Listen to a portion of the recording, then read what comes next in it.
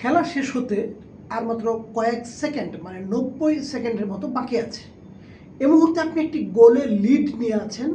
ঠিক সেই সময়ে আপনি কি আপনার ডিফেন্স উন্মুক্ত করে দিয়ে প্রতিপক্ষকে গোল দেওয়ার জন্য আমন্ত্রণ জানাতে পারেন?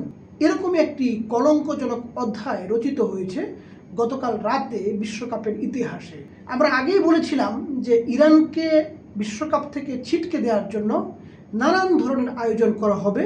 তার প্রথম আয়োজনটি ছিল মিলিমিটার্স ব্যবধান রেখে ইরানের গোল বাতিল করা।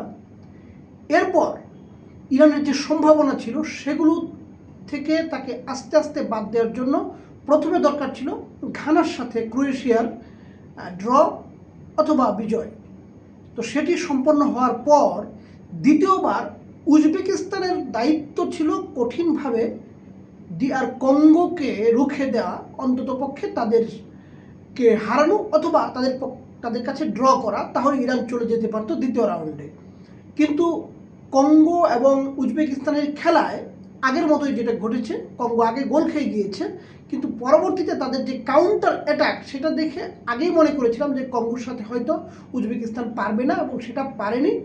সেখানে উজবেকিস্তান পরাজিত হয়েছে এবং তাদের দক্ষ স্ট্রাইকারের অভাবে তারা সেই খেলায় ড্রটাও ধরে রাখতে পারেনি।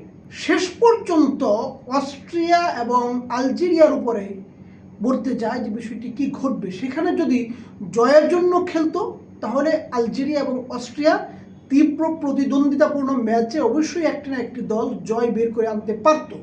কিন্তু প্রতিটি দল এমন হয়েছে যেন গোল করার পর প্রতিপক্ষকে যেন তারা গোল করার জন্য আমন্ত্রণ জানাচ্ছেন।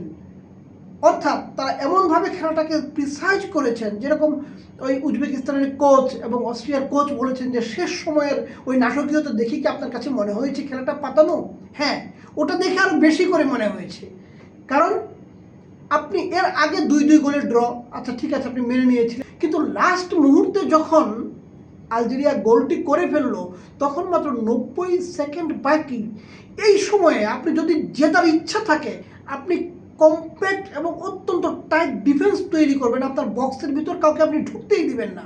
সেখানে মাত্র 2 জন প্লেয়ার রেখে, ডিফেন্সে রেখে পুরো বক্সকে উন্মুক্ত করে দিয়ে অস্ট্রিয়াকে যেন আমন্ত্রণ করানো হোক তুমি গোলটি দাও। এবং বিশ্বের গুরুত্বপূর্ণ গণমাধ্যমগুলোতে কিন্তু এই গোলের কলঙ্কটি দেখানো হয়েছে যে গোলটি দিয়ে অস্ট্রিয়া ড্রয়ের মধ্য দিয়ে অস্ট্রিয়া এবং আলজেরিয়া দুটি দলে চলে যায় বিশ্বকাপের পরবর্তী রাউন্ডে এবং ইরান ছিটকে পড়ে।